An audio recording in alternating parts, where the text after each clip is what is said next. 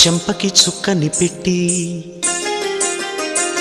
పాదాలకి పారాణి పూసి చేతికి గాజులు వేసి కస్తూరి నుదుట దిద్ది ముత్యానికి ముస్తాబే చేసి మా హృదయాలను బోయిలుగా మలచిన ఈ పల్లకిలో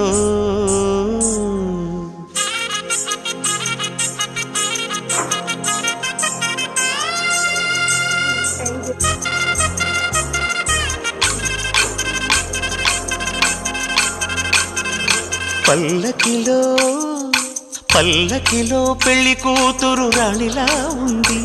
మహారాణిలా ఉంది.